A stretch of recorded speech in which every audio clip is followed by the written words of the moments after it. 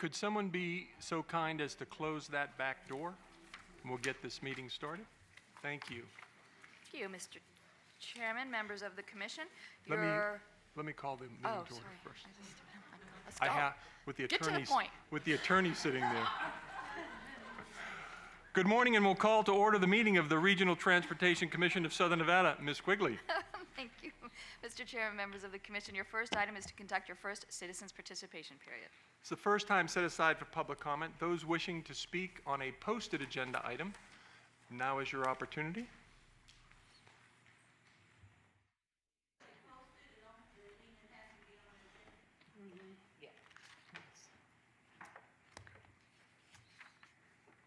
And seeing and hearing no one, will close this portion of public comment. Thank you, Mr. Chairman. Next on the agenda is to approve the agenda, which is in order and ready for your approval. Motion on the floor. All those in favor signify by saying aye. Aye. Opposed? Motion carries. Next item is to receive the general manager's report, and we do have a few things we'd like to report to you. First of all, we would like to start off by expressing our deepest sympathy for the victims of Hurricanes Harvey and Irma. It's heartbreaking to imagine the devastation they've suffered. It's during these times that we're able to see how great our community is and our country is. As the holiday season approaches, our staff will be reaching out to our peers in both Florida and Houston and be looking to adopt several families of transit agency employees who may have significantly been impacted by the hurricanes. In addition, I'm very happy to share that all three of our transit contractors, MV, Keolis, and TransDev, have contributed monetarily and launched employee programs to raise awareness and increase contributions to help advance the recovery efforts in Texas and Florida. Our thoughts and prayers are with the hurricane victims and emergency responders as they work to rebuild these communities. And I'd just like to turn around and say to our contractors, thank you very much for all that you've done.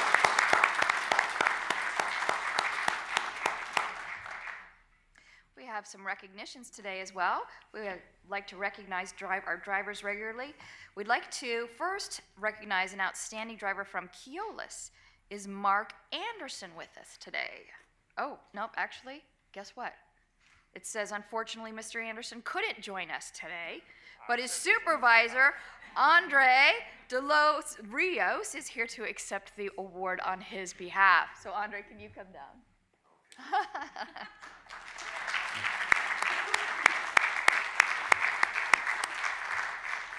Mr. Anderson has been an outstanding driver for the last 17 years and went above and beyond in his normal duties recently. He had finished his last trip at 1:30 in the morning on Route 212, which is the Sunset Route, and was heading back to Sunset Maintenance Facility when he encountered a fellow operator whose bus had mechanical issues. Rather than simply going home, Mr. Anderson offered to transfer the passengers to his bus and complete his colleague's trip.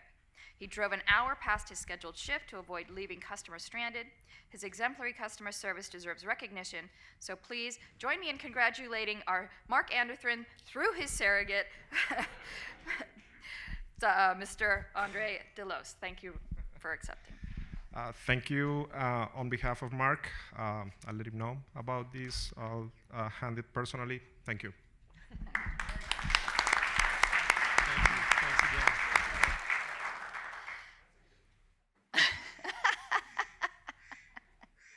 Next, we'd like to recognize another outstanding driver. This time, that's funny. Tell the mayor hi.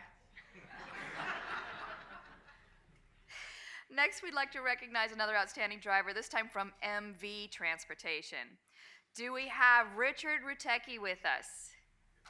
Come on down, Richard.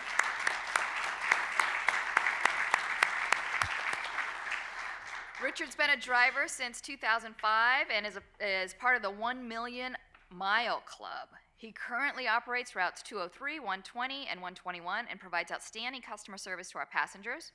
Even with so many miles under his belt, Mr. Rutecki boasts an excellent safety record and a 99% on-time performance record within our 5-minute standard. That is excellent service.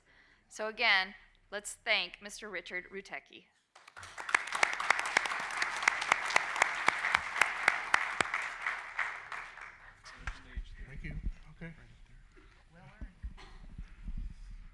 Well, I'm happy to work at MP.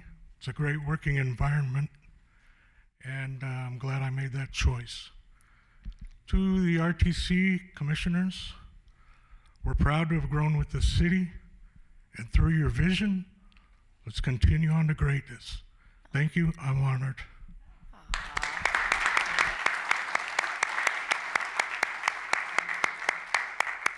Okay.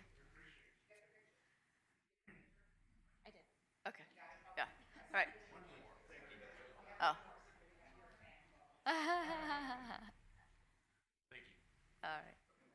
And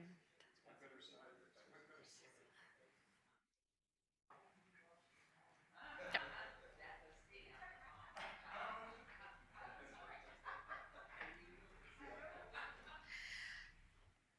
Last month, we told you about the onboard community engagement bus that our partner MV Transportation was in the process of building. Now we're happy to report the bus is complete. Our partnership with MV has been nothing short of fantastic. They worked quickly to retrofit the interior with a workspace for adults and a play area for kids. And we debuted the bus at last weekend's Nellis Creech Military Veterans Appreciation Day Festival to get the public's input about our future transit plan, and it was a huge hit. It attracted the attention of both children and adults, and they stayed for a while to talk and learn about us and on board. We invite you to join us outside after this meeting for bagels on board and to check out this amazing engagement tool on wheels. It is parked outside of this building.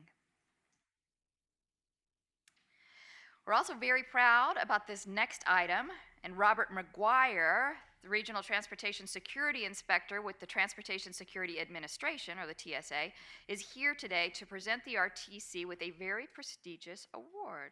So we could ask Mr. McGuire to come and address the board. Thank you. Good morning. Again, my name is Robert McGuire, and I'm pleased to be here today. I'd like to thank General Manager Ms. Tina Quigley, members of the board, and distinguished guests. I'd like to thank you for having me here today. As stated, I'm the Regional Transportation Security Inspector for the Western Regions. As such, I'm responsible for working with 12 Western states, Guam and Saipan, to prevent and protect our passenger rail and public transportation agencies from terrorist attacks. On behalf of Administrator David Pekoski and Carl Ciccarello, my boss, I would like to thank you for giving me the opportunity to publicly recognize the great work everyone here at RTC is doing to secure the transportation network. Today, I'm extremely privileged to acknowledge the hard work and dedication, professionalism here at RTC by presenting them with the Gold Standard Award in recognition of achieving security excellence as evidenced by their most recent baseline assessment for security enhancement review in 2016. Just so you understand, we did this one last year, and everything has to be scored and redone, so that's why it's presented in 17. This award is the highest level of recognition we give to surface transportation entities for their corporate security standards. The TSA-based program is designed to establish a security standard for individual system security programs and to track their progress. This voluntary comprehensive review of transit agency security program focuses on 17 security fundamentals established by the transit community as essential to a sound transit security program.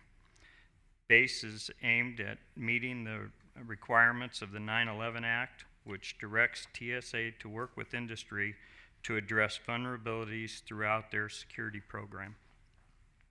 General Manager Quigley, you should be extremely proud of the accomplishments your staff has achieved. I am. It speaks to your leadership in making transit security a priority within your organization, and as well as the commitment demonstrated by achieving this important goal.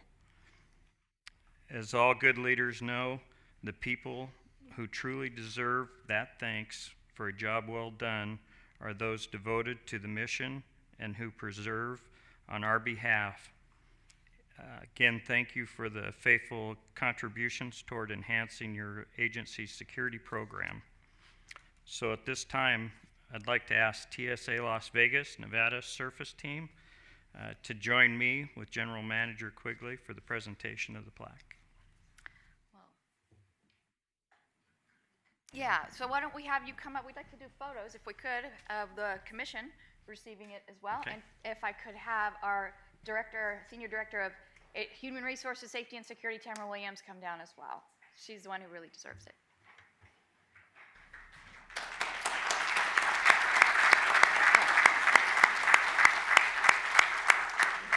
Okay, okay.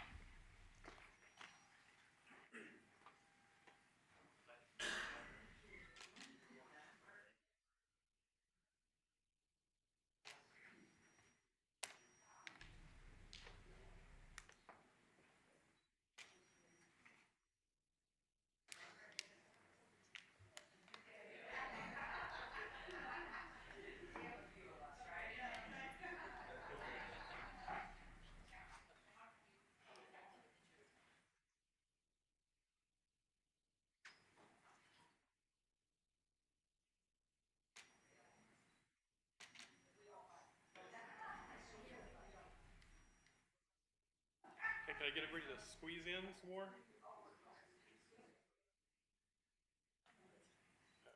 This was written to Ms. Quigley, General Manager, Regional Transportation Commission of Nevada. This is from the acting administrator.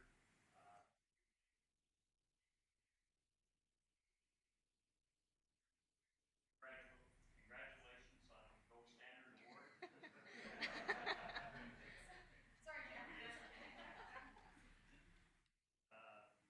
It gives me great pleasure to recognize your transit agency for its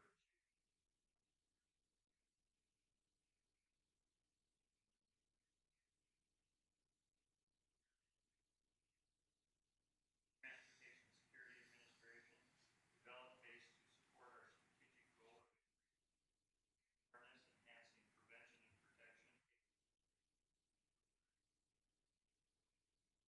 response preparedness of transportation. BASE is a comprehensive review of 17 categories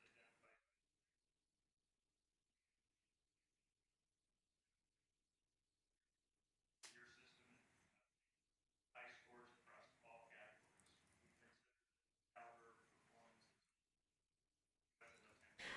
I commend you and your organization for the commitment and hard work that this level of achievement requires. And I wish you success in maintaining the high standard of the security you have demonstrated. And sincerely, Hubert Kuadia. I'd also like to add, as the headquarters liaison for TSA, that this is only one gold standard award went out to the Western United States. I know.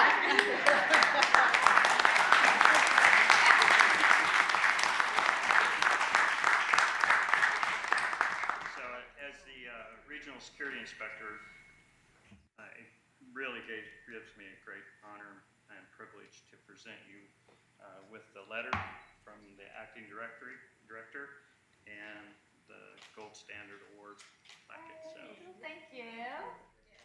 Again, I read up about this award as we were learning more about it. I know that there were only 3 in the entire United States, and like you Correct. said, there's only 1 in the Western United States, and I'm so proud. As you guys know, having worked with our team, we take it very seriously and have very dedicated employees to security. So thank you very much.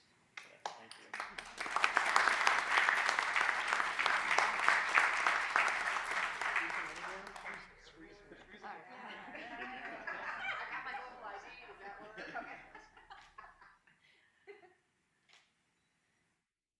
All right, good, thank you.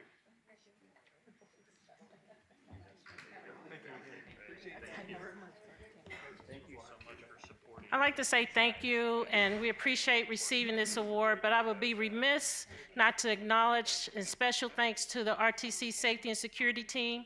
If you can please stand. They are really the ones that are behind the scenes making this happen for us, and I would like to really appreciate their efforts, their dedication, and hard work. And if you could stand up, please.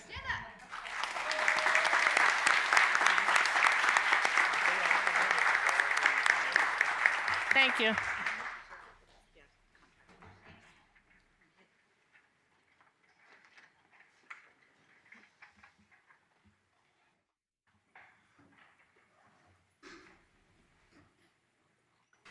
Mr. McGuire, thank you and your team for taking the time out of your busy schedule to come down. It's a great honor to the RTC team, and I noticed some McCarran badges over there. And on behalf of the county, we certainly appreciate all the partnership and collaboration you do at the airport. That is certainly as important as the RTC, and TSA does a great job in Southern Nevada, and we appreciate that partnership more than you'll know. Okay, moving on. We just have a couple more things to share with you. The RTC has partnered with UNLV on a great collaboration to improve the game day football experience for students and residents. The RTC offers bus service between the UNLV campus and Sam Boyd Stadium, and UNLV purchased branded passes from us to provide students with free rides to home games. Students who are interested in the bus service can ask for a Rebel Ride Pass, shown there in the graphic, at any of the resident hall front desks or the CSUN office in the student union. The next home game will be Saturday, September 30th against San Jose State, so come on out and support the Rebels and ride the bus. Dina, on that, is this the first year we've done the Rebel Ride? This is the first year that we actually have branded passes regarding the Rebel Ride. Do we track from past years and this year as far as this? This is a new initiative. Actually, UNLV reached out to us. They're buying all the passes to provide free to the students. So this is the first time that's been done. But we do keep track of all of the attendees to each Rebel game. We have that. But this is the first time that they've made an investment in ensuring that students can get to the games. And this is from the campus, the main campus? Correct. It'd be interesting to track these tickets, track the Golden Knight tickets, and try to get a sense of that public transit opportunity and what kind of numbers we're going to see as far as taking advantage of that. Yeah, I know Deputy General Manager MJ Maynard will be reporting to you regularly on our partnership and our collaboration with the Golden Knights as we prepare. Great, thank you.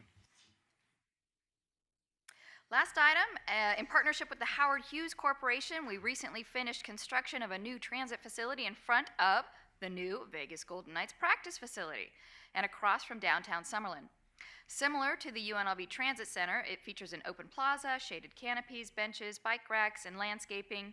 Route 206, which is the Charleston and Sahara Express, respectively, the second and third busiest non-strip routes in our system, service the stop and operate 24 hours a day, 7 days a week.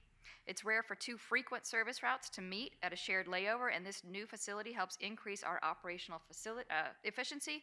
Plus, it's just really pretty. So. And that concludes your general manager's report. You have any questions? I just think, excuse me, it's wonderful to see. I mean, 5-10 years ago, we wouldn't be looking at these projects across our community. It's wonderful to see not only the investment in what the transportation changes that are occurring in our community, but even in the area of sports and other investments that people are looking at, Las Vegas and all of Southern Nevada in a more significant way. So I'm so proud of the work you're doing. Feeling a community that really is starting to embrace and understand the value of transit as it relates to moving people throughout the valley. So, yeah, thank you. Okay, so next on our agenda is item number 4, which is to receive the Nevada Department of Transportation Director's Report from Director Rudy Malfavon. Thank you, Tina, and congratulations on that esteemed award. That's great. Huh? Did I mention the fact that only 3 in the whole Yes. nation got the award? And only one in And the then only West. 1 in the Western South. And I was it's just wondering Southern if you heard that Nevada. part. That's why it's so awesome. NDOT is pleased to report that we were able to receive some additional federal spending authority, $21.6 million. It's called August redistribution, and it's made up of some of the money that's not spent by other states, but also any kind of program this case, they had a loan program called TIFIA that the feds have that was undersubscribed, so they redistribute that money. Also, any uncommitted grant funds that they didn't use in the federal fiscal year. So we benefit from that, and it's really for eligible costs on projects that you've already committed the funds for. So it was for I-11, Phase 1, Project Neon. But also what put us in a good position was advancing next year's funds to program Garnet Interchange reconstruction and the US 93 widening this year, this federal fiscal year. As far as the Tiger Grant opportunities, we're still looking at what makes sense for NDOT to submit. We have applications due in mid-October. I'm sure that letters of support for any kind of local projects from RTC or the cities or Clark County would be available from NDOT to support those applications for the Tiger Grant program. Tiger Grants, we've been successful down here through the RTC of Southern Nevada for some of the bus rapid transit projects. So good track record on submitting for Tiger in Southern Nevada. The House passed a bill for the self-driving cars called the Self-Drive Act. The Senate has to do their own version and they'll reconcile their differences, but Nevada is really ahead of the game with the legislation that's been passed in our state. Things such as an autonomous vehicle license plate so that Department of Public Safety or NHP can see that it's that type of vehicle that's licensed in Nevada. But there was some more work to be done on that, and the National Governors Association, the Association of the State DOTs called AASHTO, the Association of the State DMVs called AMVA, and the Council of State Legislatures has submitted their comments about the House's version of the bill. But more to come on that issue. But I just wanted to reiterate that Nevada is really ahead of the game with regulations for automated or autonomous vehicles. In 2 weeks, we're excited about receiving bids for the US 95 widening. It's a collaborative project with a lot of City of Las Vegas, Regional Flood Control District funding. We're estimating that it's in the 60 to 70 million range as far as the bid range, and it's going to do the widening on 95 from where we just completed it, from Ann Road to the road up to Mount Charleston. And the city's funding some interchange improvements up there. We're also using air quality funds for Elkhorn HOV ramp. And a substantial amount, I wanted to thank the Clark County Regional Flood Control District, and I know their board meeting was just before this one, for the commitment of the flood district funds, because it's good to protect life and property up in that area and do it in concert with NDOT so that we don't disrupt traffic twice for those types of improvements. Las Vegas Paving was the apparent low bidder for the Star Interchange. That's another collaborative project, primarily with a lot of the local funding as the lion's share of that. I think we're kicking in about $8 million, but it should be awarded at the October Transportation Board meeting, about a $34 million interchange there on I-15 at Star Interchange. And that's pretty much the report. I know that we'll be joining through our Deputy Director, Tracy Larkin-Thomason, will be joining Tina and the rest of the folks from Southern Nevada as we visit the delegation and talk about the transportation needs as well as other needs in Southern Nevada in a couple weeks in DC. So with that, I'll answer any questions. Comments or questions, Mayor and Commissioner? Thank you, Rudy, and we're excited about the Sloan interchange. That's going to make a difference in West Henderson in a big way. I wondered as I was looking at the RTP, I noticed that Boulder Highway is not on the most current version. I just wondered where our priorities are for Boulder Highway and what you're thinking around funding projects along the Boulder Highway. So currently we're doing the study with RTC. Once they have the recommendations, we can always amend through the RTC process, amend the plan to incorporate any new projects. But we are kind of looking at the study first and then the preliminary design of some of those concepts to have a project ready to add to the plan. Thank you, Mr. Chair. I was going to kind of go that same direction. I know Sun Valley got fixed or got installed, and that's been helping with the pedestrian piece. Mm-hmm. Were there two others, though, that you were going to do while the study was going on, or was? I think that there were five think at least 5 locations. other and I think that we've locations. done a couple of them already. Okay, so part of it's looking at just the use of that road, because the car volume is down, and there was, Yes. you're looking at speed limits and all sorts of things on that part. if Yes, I it's an recall correctly. opportunity for a complete street approach, but Okay. meanwhile, we're going to do the pedestrian improvements at certain intersections. Yeah, and because I've got a locations. housing project that's gonna be opening right there with the Boys and Girls Club and that, so that's gonna be a lot more folks, but there's an RTC stop right in front almost, so that's a good thing. And then just, I apologize, but if I get you the mile marker, up on 157, we've had a 8-point buck was killed by a car, hit and run on Monday morning, right at this one spot, and a month ago, a deer was killed there, and then there's wild horses that have been hanging out with a foal. And when resurfacing was done, some of the deer crossing signs weren't replaced. If I get you where the proximity of that is, We would definitely yeah, because you guys address had that, to and we get could do called, that it was quickly. sad. Anyway, the hit and run was just unbelievable that that's happened. So I thought maybe that might help with, because they speed and they hit those animals, unfortunately. It's right by almost by Fletcher. It's right near there, so, okay, thank you, Mr. Chair. Mayor Goodman? Yes, thank you, Mr. Chairman. Mr. Mumpama, what is the Tiger application deadline for this? I believe, Mayor, it's October 16th. It was a 45-day notice, and it was just a few weeks ago, so I think it's mid-October. If I may, Mr. Chairman, is there a limitation to the amount of funds any particular entity can apply for because of the totality of the state? Yes, each entity can submit their applications, but when they grant them, they're looking at no project larger than $25 million award for an individual project, and I think it's $50 million for an individual state. I believe that's correct. But so there is a limit that they're looking at, and they're also trying to add some rural components. So any communities less than 50,000 population would be in the mix too. That they're trying to get some money to rural communities as well. And just to follow through on that, does that then go through your board of directors to make the assessment of which projects you'll prioritize, or?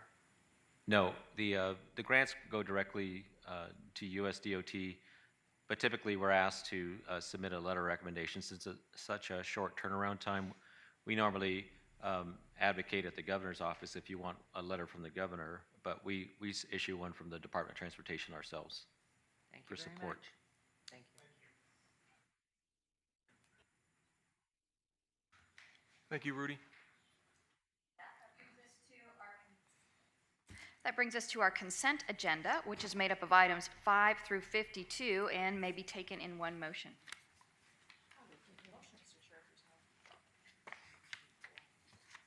Motion on the floor. All those in favor signify by saying aye. Aye. Opposed? That motion carries. Tina, let me just ask a question. Sure. A couple of the consent items dealt with investing in technology. Certainly don't want to go into the details of those agenda items, but our Regional Project Coordination Committee, if they could, if they're not already addressing all these investments that we're making from the infrastructure standpoint, is there cooperation, collaboration, so ultimately, as the investments are made in the public infrastructure, that they're talking to each other, city, county, cities, so that autonomous vehicle that heads out of the city into the county or out of the city into another city doesn't stop in the middle of the road, or and I know that's a big conversation with the smart communities movement going on, but if that committee would probably be the front line dialogue as far as what we as board members should be looking at when our respective agencies start to invest. Yeah, absolutely. We'll both Dr. Fred O'Haney and I will have a conversation with the leadership of the Regional Project Coordination Committee and make sure that maybe that's a standing agenda item or just a conversation that they make a point to regularly discuss the types of investments that each group is making as it relates to technology and managing traffic or managing projects. Well, and I know that some of the examples around the country, there's major firms coming in and partnering, be it one of the cell companies or so what may be good for the county or may be good for a city, just making sure that from a regional perspective, they all talk to each other. Yeah, that that it's collaborative and scalable as well. Maybe if it works in a city, we might want to scale it out to the rest of the other cities in the county. Thank you. Noted. Mr. Chairman, if I might add to that. Mayor Goodman. I think that's absolutely brilliant because we are inundated by numbers of consultants who have found, and I know it's true in every community and the county, and I would say to pull something together, just at least as a memorandum, that we know you're all being asked to take on a new consultant to go forward with, because we are doing things with our streets and moving people around, of course. But how much money could we save if all different communities went ahead and bought into it? And so the leadership on transportation obviously belongs here. I would say as soon as possible that you really are in support of pulling it together, so we're not duplicating, throwing away money, and spinning in circles. We're leveraging each other. Right. So, And it's yeah, forever and the buying changing, power of too. each other. Yeah. Okay. Brilliant. Noted. Thank you. Yeah.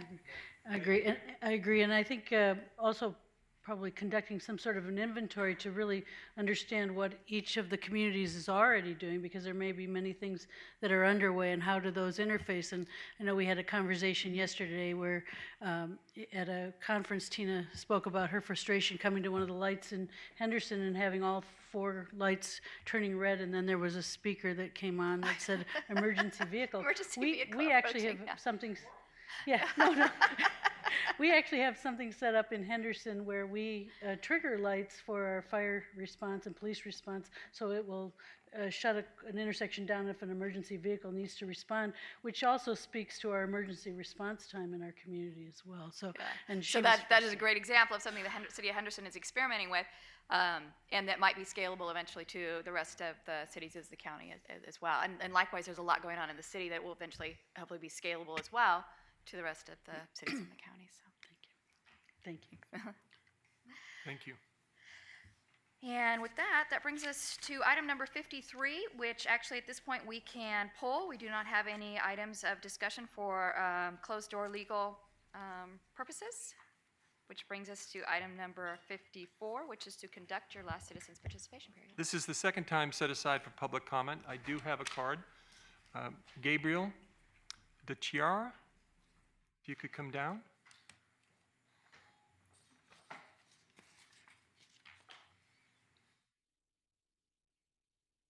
Good morning. Good morning, Mr. Chair, Commissioners. This is in regards to the reestablishment of the Transportation Resource Advisory Committee. And if you could just, I named you, but would you identify yourself Yes, for the Gabriel record? DeCara for the record. Thank you. I applaud the RTC's forward thinking in the creation and ongoing mission of the Transportation Resource Advisory Committee. I would urge this board and the RTC to encourage the TRAC to continually consider the needs of individuals with disabilities who live outside the ADA service area. The service area was much larger in years past, but due to the economic downturn, was reduced in 2011, and although the economy has recovered, the service area has not grown substantially. When considering questions of accessibility and the allocation of resources, these individuals should not be overlooked. New park and rides or increased app integration does not help someone unable to drive a car or use fixed route service. There are people out there who want access to competitive integrated employment, and it is only by further forward thinking on the RTC's part that they can gain that access. As it is inherently difficult for these individuals to provide public comment, a needs assessment for the disability community would go a long way towards discovering the depth of this need. I hope the TRAC takes these individuals into account when gathering information and making recommendations. Thank you. Thank you for coming down. Dorothy Barnes. How are you this morning, Ms. Barnes? Good morning, Commissioners. It started off being a good day, but as I boarded the HDX from Henderson down here, I had a confrontation at the bus. And I was telling the lady, I said, well, I know what she was thinking, that I was panhandling her, and I don't do that at bus stops. And she said she was Irish. I said, well, you know, I won't tell about my mafia boss thing. But anyway, the lies that are told on these buses, I was addressing that on a day-to-day basis. I feel my life is threatened. I've been robbed without a gun or a knife, and the lies has to stop. I've never heard of such thing over the few years. The guns plays on the buses, even a passenger being shot on the South Strip on the Deuce. They told me it's happened by Bellagio, that a passenger was shot from Utah. Okay, and the shooting on the Maryland Parkway, and I heard there was a gun play. Well, that's soon gonna be, my name gonna be in the news, because these people that's allowed on Nellis Air Force Base, they oversee the bus transportation, and I called the complaint in because the Ku Klux Klan have stalked me here and used this bus system to put people on the bus to lie on me. They give signals on the bus. I ride the bus on a day-to-day basis. I don't have an automobile.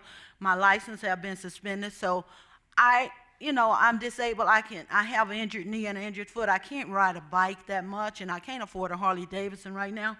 So what I'm here today is about security on the bus, the lies that are told, and I've asked them to remove my name off any and all such degenerate programs that encourage people to lie and steal money. I'm robbed on a day-to-day basis with the lies that are told on the bus.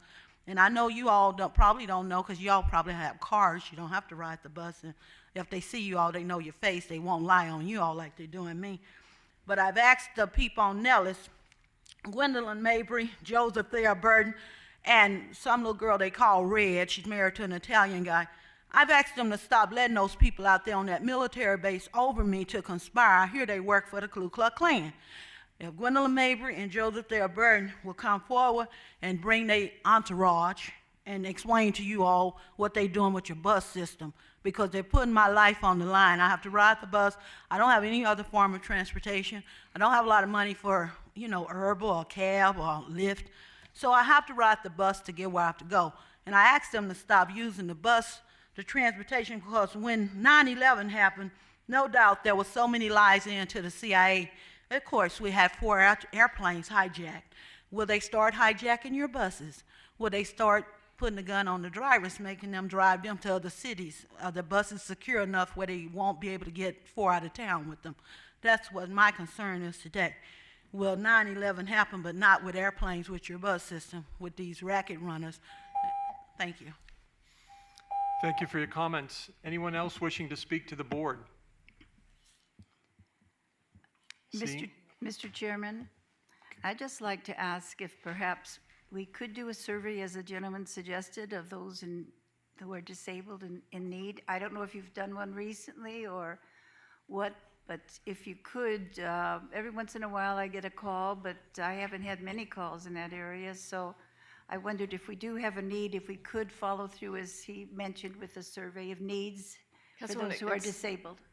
Actually, we are negotiating with a company to do a survey of our paratransit customers as you speak. We're going to do that over the phone and also in person to talk to the folks that use our service. But I think as part of the onboard process, we're going to touch every corner of this community, and we'll be able to talk to folks that are outside the service area to certainly understand what their needs may be.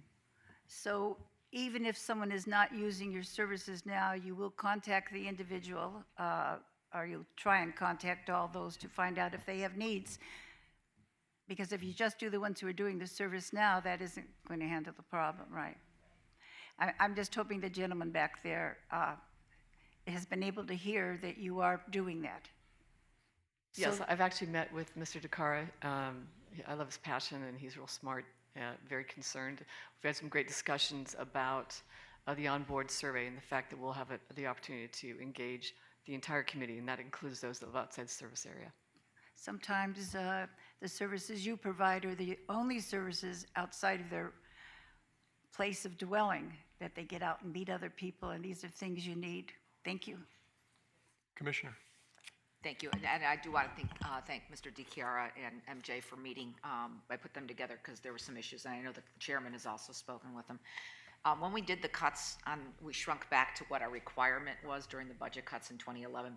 I know several of us as commissioners had concerns about the disabled community, so I'm glad that we're going to review that.